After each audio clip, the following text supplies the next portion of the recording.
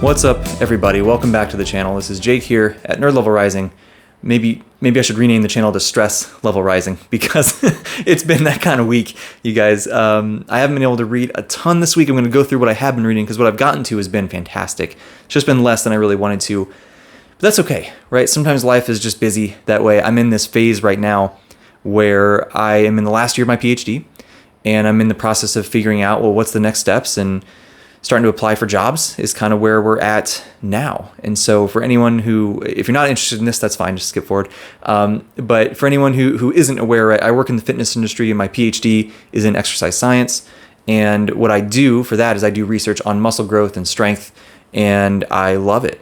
And not only do I get to do that research, but I get to mentor new students who come in to work in the lab, which is super, super fun and really fulfilling. I love that. I have come to really enjoy teaching. I've come to love the other stuff that I do outside of the university, which is, I guess you can call it science communication, right? Talking about our work and the work of other labs out to spread that information out to a wider audience and disseminating it in a way that is hopefully easy to understand. That's the goal anyway. And then I also do one-on-one coaching in the fitness industry, right? Working with people trying to build muscle, get stronger, lose body fat, etc., right? So all of that stuff, I love that dearly, right? I love it just as much as reading. And so the next step is to figure out, well, how do I progress my career after I finish the PhD? And so now we're applying for university jobs where I continue doing research, where I continue mentoring students, where I continue teaching, and I can take that and use it to elevate and complement and continue all the other stuff, all of the communication and the I guess wider scope education, all the one-on-one coaching that I do, right? And all of it can complement each other and just all keep getting bigger and better, right? So that's the goal. However, that's a difficult thing to figure out how to do because university jobs do not grow on trees, it turns out, and you have to sort of thread the needle in a lot of ways. And so I'm in the process now of applying to dozens and dozens of jobs. And then from there, we'll be able to narrow down which one is the best fit for me personally to allow me to still be able to do those other things in my career that I want to do, which is awesome and fun in its own way. But boy, is it time consuming. And so that's what I've been doing a lot of here this past week. And hopefully it won't be as time consuming this week because now I think I've figured out a lot of the whenever you start a new process of anything, there's like a lot of inertia and there's a lot of figuring stuff out, and then you kind of get into a groove and it doesn't take as long, right? I think that's kind of where we're at now. So hopefully this week is a little bit better of a reading week, but we shall see. We shall see. What have I been reading though? I've been reading A Drowned Kingdom. This is sort of the one and only double dip that I will do between a buddy read with a group of guys. This is led by Zachary Shea, includes myself, David from Four Corners, Sam from iSamwise, Philip Chase, Nikhil from Self Esteem, Preacher from Preacher Reads. I think that's everybody. Looking at my list, that's everybody, right? Awesome group of guys. We're all working through A Drowned Kingdom. It seems like a lot of us are kind of busy and stressed lately, so a few of us are kind of lagging behind a little bit. But I will be honest. I have had a great time with this story. It is not what I expected. Okay. So I think this might be useful for people. It's a very different style than what you're probably accustomed to in your fantasy. It has this sort of framing narrative, sort of memoir style, right? That the prologue sort of tells us this point further in the story, and then he's going to Othran, our main character, our narrator, written in first person. He's going to tell us how we got here, and I'm like, okay, cool. Here for this. And then he starts telling us the story, and it really feels it's so different. You will go, I don't think there's any direct dialogue until chapter 3. It's a lot of description. It's a lot of he'll mention dialogue that happens, but he'll say like so and so said this to so and so, and it's much more, to me it's very realistic, right? Because it's, if somebody was telling you their story, that's probably how they're going to tell the story. They're not going to like go into all these different characters and say word for word exactly how this conversation went, because most people, their memory just doesn't work that way, right? In fact, that's one of the things that bothers me a lot of times about these framing narrative stories. Unless there's some in-world justification for why the main character can perfectly remember every single thing that happened, that people were saying, that people were doing, that he or she was feeling, unless there's a justification for that, which there sometimes is, right? In Book of the New Sun, there is. In Sun Eater, there is. In other stories that I haven't read Name of the Wind. Maybe it's like that. I don't know. But like that often bothers me a little bit if there's not really that. And I appreciate how A Drowned Kingdom is not doing that. It's telling it in a more realistic way. I think the prose is gorgeous. Every once in a while, there's a line that feels a little bit less smooth. But I think that it's not because it's bad. It's just because the rest of it is so great, right? Does that make sense? And so it sort of is like this. It's beautiful. Every once in a while, I find myself like almost feeling jarred because of the style is so different.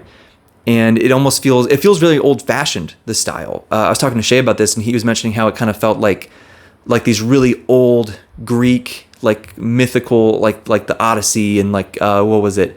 Not the Iliad. There's another one that has a really similar name that he was telling me about that I was like, oh, that feels like it checks out, right? That kind of makes some sense.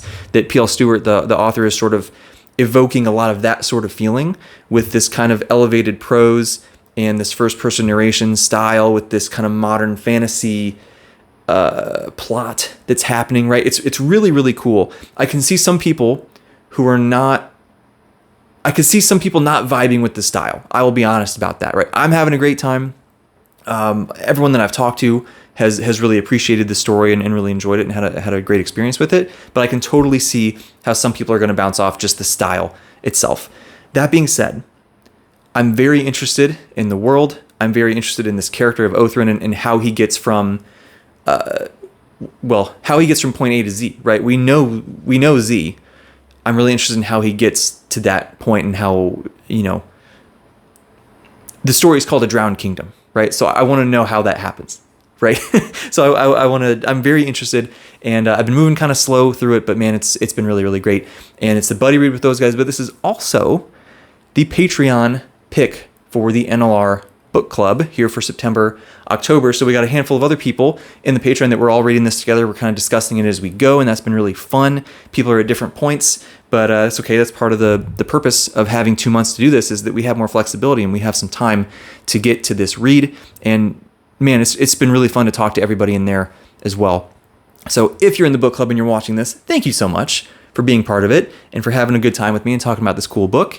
And I'm really looking forward to the next selection. We're speaking of the Patreon, in the selection process now for the next pick, which will then be the November-December pick. And it's been so fun to watch this kind of ranking system that I came up with, to watch how that sort of played out. And me having the privilege of seeing the voting, right? I've kept it anonymous across everybody else because I want it to be as fair and as even a playing field as possible. But I get to see all the voting.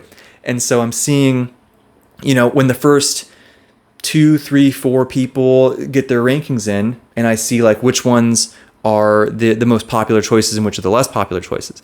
And then the next few people get their ratings in, and I'm like, oh, okay, things are shifting around. And then the next few people, things shift around again. And so, as we are narrowing down the list more and more, there are some things that we had, I believe it was 24 things got proposed to be our next selection. And this first process is going to narrow it down to 12. And there are some things in that 12 that I expected to make it, just based on the book and how popular it is widely. And there are some things that really surprised me that I did not expect to make it, but that's pretty cool. And there's some things that I really expected to be in that top 12 that were not, right? So it's already, I'm just like, yes, the process is working. It seems very fair. It's getting, we're getting a huge variety of potential selections, and also just a really, a really wide example, I suppose. I don't know the word. You'll know what I'm talking about. You get what I'm trying to say. It's been fun to see, right? So if you're interested in being involved in the book club, you can check out the description. You can join the Patreon if you would like to. You can get more information about it down there. You can also, not just in the book club, but you can have your hands are involved in the channel, right? We're going to do Patreon videos that are topics that you guys propose. All sorts of cool stuff is happening. Check that out in the description. What else are we reading? Well, this bad boy, Empire of the Vampire. Part of me was hoping to be almost done with this by now. I'm about halfway. So, like I said, we've been moving kind of slow. This is fantastic, you guys. This is fantastic. Okay, so let me say I have two little nitpicks. One, I already kind of mentioned. We have, again, framing narrative style. And I like how this is a little different, right? This isn't just character telling us his story. This is a character being interviewed about his story, which I think is a fun little nod to the interview with the vampire from Anne Rice. And so I like that. However, maybe I just haven't learned it yet. So far, there doesn't seem to be a reason why Gabriel would remember every single thing in such absolute perfect detail. Right? So maybe there's an explanation that I just haven't learned yet. Maybe, right? And I will stand corrected. For now, at least, I will say that is one little thing that I'm just like, that doesn't feel very realistic. Whatever. But that's okay. My other little nitpick, some of the humor in here is awesome and it works perfectly. Some of it is just kind of like, all right, come on. Right? Like, you know what I mean? Which is very much a me thing. Humor is so hit and miss with me with books. And like I've said before, it's very hit and miss and usually miss. This one, I would say it's a little bit hit and miss, but it's much more hit than miss, which is good. I'm very happy about that. And the stuff that misses for me isn't a huge deal, right? It's just if I'm going to nitpick something, I'm going to bring that up. But the rest of this is awesome. I love everything. I love the tone. I love the atmosphere. I love the just gothic, hot topic, wish fulfillment. I love everything about that. The action has been great. I love how the vampires are portrayed. I love how the non-vampire characters are portrayed and that juxtaposition. And I love learning more about Gabriel and like what's going on with him. The magic has been really, really cool to figure out. And I've loved so far. The magic it's not, how do I describe this?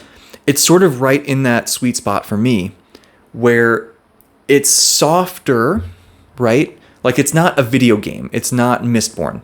And I love Mistborn. Don't get me wrong. It's just not my favorite kind of magic. My favorite kind of magic is it's softer. There are still some rules, but I don't need all of them explained to me that I know exactly if this was a video game, how it would be programmed and how it would work, right? That's not usually my favorite thing.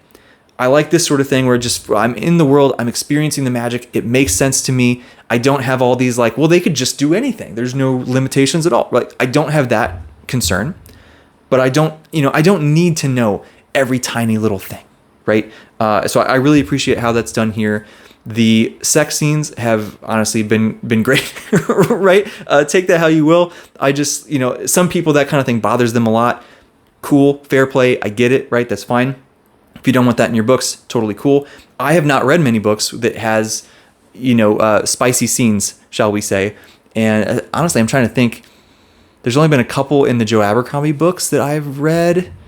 Even that, like, is not super gratuitous or super detailed or whatever, right? I don't know. It's tasteful, as tasteful as that can be with, vampires and all this kind of stuff going on. But I love it, dude. Something's like your boy might become a smut reader after this. I don't know. No, I'm joking a little bit, but like not completely. We'll see. Anyway, Empire the Vampire. Absolutely fantastic. Absolutely loving this. Can't wait to see what the second half has in store. The artwork is great. There's so much artwork in here too, right? This is unbelievable how many art pieces are in this book. How did he get the budget for this? Right? This is crazy. This is crazy. Loving this. Can't wait to get through it. Also keep an eye out. Once I finish this, myself and Ashley from Library of a Silver Saint, which I now know what a Silver Saint is. That's pretty cool. We're going to be having a discussion about this once I'm done because this is just way too much fun. Not to. It's one of her favorite things ever. I could see this being very, very high on my favorites list as well. So we can keep an eye out for that coming up sometime in the future as I finish this bad boy. That's about all I got, to be honest. I don't really have any book mail this week. Not a ton else to talk about. One thing to shout out quickly, though, I do have a live stream coming up on Saturday the 20th. This will be at 1 p.m. Eastern time. I'm going to be a guest over on Nico's Book Reviews, who is a fantastic channel. We seem to have a lot in common in terms of our taste in books, and I'm really, really excited to hang out with Nico and get to know him a little bit more, and that'll be super, super fun. So if you are free Saturday, 1 p.m. Eastern time, come hang out with us over on Nico's channel. I'll make sure that it's tagged in the description, and you can be there in the live chat and just have a grand old time with us there. With that, that's all I got. Hopefully this week is less stressful. We shall see. But at least I have some vampires to get me through when I'm feeling the stress is overwhelming. We'll just turn to that. That'll help me. So thanks for watching. If you like the video, hit that thumbs up button. If you like the channel, you're not subscribed yet, you like what I'm doing here, hit that subscribe button, right? A wise man once said it gives you a little tingle. I don't know if we even talk about that on the channel anymore, but hey, if not, we'll revive it here, the tingle. But yeah, I love seeing the community grow. It's so fun. The Patreon's been amazing to see that grow and just meet more people and have more, just like, I'm a broken record. It's the conversations, dude. It's the relationships. It's the friendships. Like, that's what this is all about. It's so much fun. I love it. Thank you all for being here. See you next time.